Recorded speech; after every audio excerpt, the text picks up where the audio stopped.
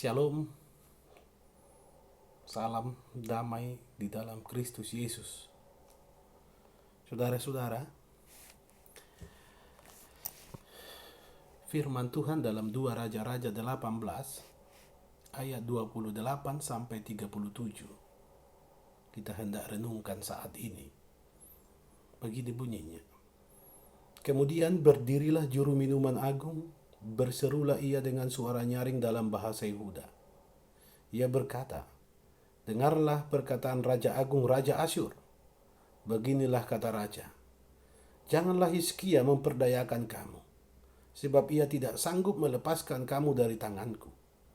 Janganlah Hizkia mengajak kamu berharap kepada Tuhan, dengan mengatakan, tentulah Tuhan akan melepaskan kita dan kota ini tidak akan diserahkan ke dalam tangan Raja Asyur. Janganlah dengarkan Hizkia, sebab beginilah kata Raja Asyur. Adakanlah perjanjian penyerahan dengan aku dan datanglah keluar kepadaku. Maka setiap orang daripadamu akan makan dari pohon anggurnya dan dari pohon aranya serta minum dari sumurnya. Sampai aku datang membawa kamu ke suatu negeri seperti negerimu ini. Suatu negeri yang bergandum dan berair anggur. Suatu negeri yang berroti dan berkebun anggur. Suatu negeri yang berpohon zaitun, berminyak dan bermadu. Dengan demikian kamu hidup dan tidak mati. Tetapi janganlah dengarkan Hizkia, sebab ia membujuk kamu dengan mengatakan, Tuhan akan melepaskan kita. Apakah pernah para Allah bangsa-bangsa melepaskan negerinya masing-masing dari tangan Raja Asyur? Di manakah para Allah negeri Hamat dan Arpad? Di manakah para Allah negeri Sefarwaim, Hena dan Iwa? Apakah mereka telah melepaskan Samaria dari tanganku? Siapakah di antara semua Allah negeri-negeri yang telah melepaskan negeri mereka dari tanganku, sehingga Tuhan sanggup melepaskan Yerusalem dari tanganku?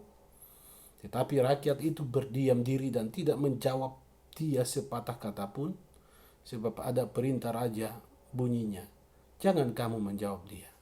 Kemudian pergilah Eliakim bin Hilkiah, kepala istana, dan Sebna, panitra negara, dan Yoab bin Asaf, bendahara negara, menghadap Hizkia dengan pakaian yang dikoyakan, lalu memberitahukan kepadanya perkataan juru minuman agung. Saudara-saudara yang dikasihi Tuhan,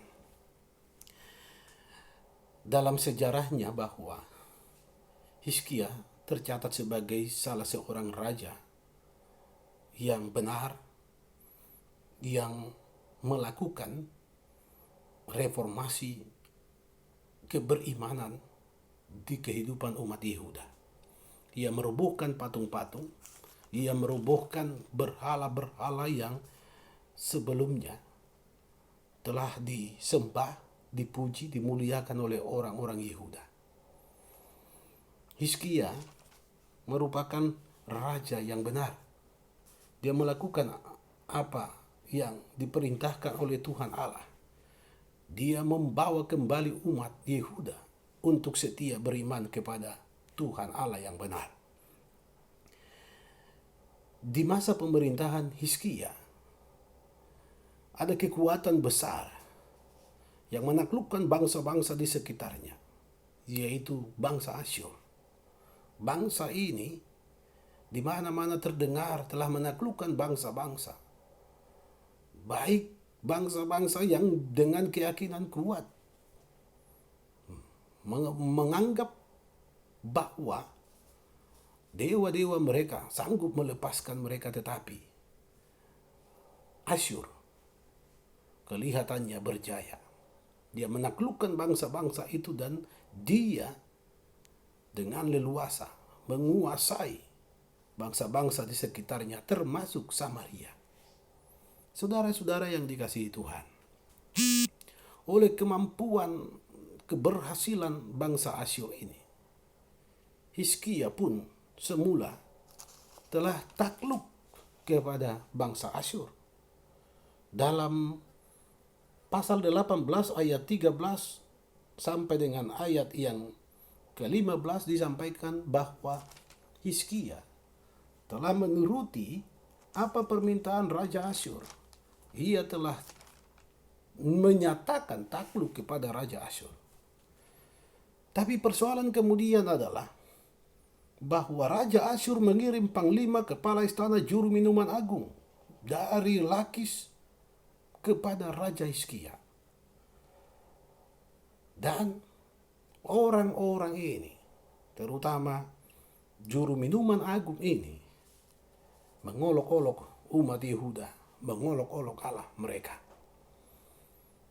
Saudara-saudara, dalam bacaan kita tadi jelas berulang kali juru minuman agung ini berseru, menyaring dengan suara nyaring, menyampaikan kepada umat Yehuda supaya mereka jangan mendengar Hizkia, supaya mereka jangan taat kepada Hizkia, jangan percaya kepada Hizkia, bahwa Hizkia tidak mampu melepaskan mereka dari tangan Asyur, bahwa Tuhan yang dipercaya Hizkia, Tuhan di mana umat Yehuda diarahkan untuk percaya, juga tidak mampu, tidak akan berhasil membebaskan mereka. Demikian hujatan dari juru minuman agung, Raja Sanherib. Saudara-saudara yang dikasihi Tuhan Yesus Kristus, karena kemampuan keberhasilan Raja Asyur menjajah menguasai bangsa-bangsa dengan latar belakang kepercayaan, keberimanan, Raja Asyur mengira bahwa Tuhan Allah yang benar itu, Tuhan Allah yang disembah dipuji Hizkia, juga takluk kepadanya. Dalam bacaan kita ini disampaikan berulang kali, janganlah Hizkia memperdayakan kamu, janganlah Hizkia mengajak kamu berharap kepada Tuhan, janganlah dengarkan Hizkia, janganlah mendengar Hizkia bahwa ketika Hizkia katakan Tuhan akan menolong kita, Tuhan akan melepaskan kita, Hizkia sedang berbohong. Demikian juru minuman agung kerajaan Asyur berseru di kalangan orang Yehuda kala itu. Tentu saudara-saudara, dengan membuka pengalaman keberhasilan bangsa Asyur ini, umat Yehuda tentu tergoncang imannya. Karena di mana-mana mereka melihat Raja Asyur menaklukkan bangsa-bangsa itu. Kekuatan mereka sungguh luar biasa. Tetapi saudara-saudara, benarkah demikian? Benarkah Allah yang kita puji dan kita muliakan, Allah yang benar itu tidak sanggup melepaskan kita? Pertanyaan ini perlu kita renungkan, terutama di saat sekarang ini, di mana kehidupan keberimanan bangsa-bangsa sedang digoyang. Saudara-saudara, memang tidak mudah untuk menjawab pertanyaan, di manakah Allah tatkala malapetaka datang? Sanggupkah Allah melepaskan kita dari ancaman yang sedang terjadi saat ini, COVID-19? Kita mendengar di mana-mana begitu banyak orang yang meninggal. Mereka adalah orang-orang yang bertuhan. Mereka orang-orang yang beragama. Bahkan belakangan di negara kita, di komunitas kita, seakan keberadaan Tuhan Allah digugat, dipertanyakan, diragukan. Terutama ketika kebiasaan ritual agama yang beribadah di rumah-rumah ibadat itu dihentikan. Tidak sedikit orang yang bertanya, di manakah kuasa Tuhan? Bahkan Bapak Ibu Saudara-saudara, juga banyak orang bertanya, di manakah selama ini kuasa-kuasa penyembuhan yang dilakukan oleh orang-orang yang mengaku diri beriman itu, beragama itu? Keadaan bahkan menggoda kita untuk tidak percaya kepada Tuhan. Sadar atau tidak sadar, kita sedang meragukan Tuhan. Aktivitas kita, keseharian kita, kendati pun kita diajak berdiam di rumah, membuat kita gusar, gundah gulana, dan semakin khawatir. Kenapa demikian? Setiap detik kita mendengar berita, kita mengupdate berita, kita men-share berita. Tidak bersangkut paut bagaimana kita menghadapinya, tapi bagaimana COVID-19 telah merajalela. Saudara-saudara yang dikasihi Tuhan, meragukan Tuhan bisa saja datang dari keadaan dan suasana hidup. Meragukan Tuhan bisa saja datang dari apa yang terjadi di sekitar kita, yang kadang-kala membuat kita menjadi khawatir. Kenapa demikian? Karena di mana-mana kita melihat begitu banyak korban meninggal. Mereka orang-orang beriman, bahkan hamba-hamba Tuhan. Saudara-saudara yang dikasihi Tuhan Yesus Kristus, Hizkia membuktikan kepada Raja Asyur, membuktikan kepada umat Yehuda bahwa Tuhan Allah yang benar mampu melepaskan mereka dari tangan Asyur. Kekuatan yang begitu luar biasa, keberhasilan Asyur menaklukkan bangsa-bangsa yang lain tidak menjadi jaminan bagi mereka untuk dapat menaklukkan Tuhan Allah. Demikian juga dengan suasana dan keadaan hidup yang kita sedang jalani saat ini. Bahwa Tuhan Allah kita pasti melepaskan kita.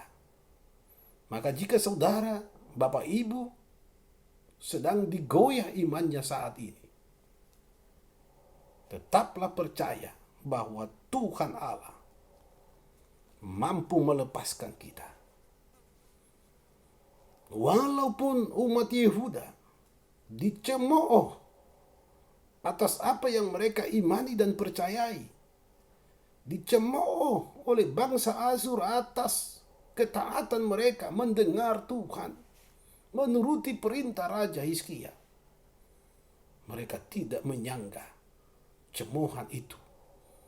Dikatakan dalam bacaan kita di ayat 38, tetapi rakyat itu berdiam diri dan tidak menjawab dia sepatah kata pun. Kenapa mereka berdiam diri dan tidak menjawab sepatah kata pun atas cemoohan juru minuman agung dari Raja Asyur?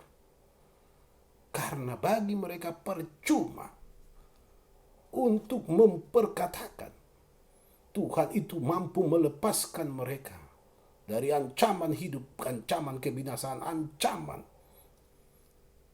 apapun. Maka sikap ini penting kita renungkan. Kita penting berdiam diri. Kita penting untuk tidak menjawab sepatah kata pun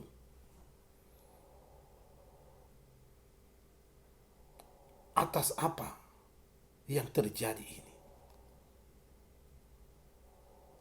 Artinya bahwa kita perlu untuk merenungkan hidup kita.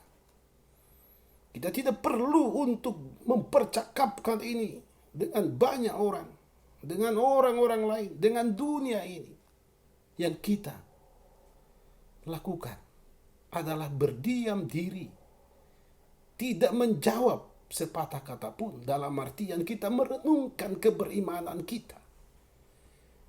Kita jawab, benarkah Tuhan mampu melepaskan kita? Kita jawab itu dalam diri kita. Bagaimana cara kita menjawabnya, saudara-saudara? Kita jawab itu dengan aktivitas ketika kita berdiam di rumah kita masing-masing. Benarkah kita percaya kepada Tuhan? Dan benarkah Tuhan mampu melepaskan kita dari ancaman hidup ini? Hanya dengan hikmat dan kebijaksanaan dari Tuhan, kita akan menemukan jawabannya di dalam diri kita. Kita ditantang untuk membuktikan kepada dunia ini bahwa dengan berdiam diri, dengan tidak berucap, kita sedang merenungkan kuasa kasih Allah di dalam diri kita masing-masing. Saudara-saudara yang dikasihi Tuhan, kalau suasana hidup, ancaman hidup COVID-19 mengarahkan kita, mempertanyakan iman kita, bahwa Tuhan tidak sanggup membebaskan kita, mari saudara-saudara, kita berdiam diri. Kita tidak perlu menjadi corong suara yang tak berguna dan tak memberkati. Mari kita berdiam diri menelusuri jejak-jejak kehidupan kita. Benarkah keberimanan kita kokoh dan kuat? Apakah kita malah dikuasai oleh ketakutan? Atau apakah kita meninggalkan Tuhan Allah saat ini ketika kita lupa membaca, mendengar firman-Nya? Saudara-saudara yang dikasihi Tuhan, tantangan diperhadapkan kepada kita. Berdiam dirilah. Lipat tanganmu. Arahkan hatimu kepada Tuhan. Berbicaralah kepadanya. Mengakulah senantiasa bahwa Dia sanggup melepaskan kita. Hanya dengan penyerahan diri secara total kepada Tuhan, kita akan menjalani kehidupan ini dengan berhikmat. Itulah iman yang benar. Ingatlah saudara-saudara, Tuhan mampu melepaskan kita.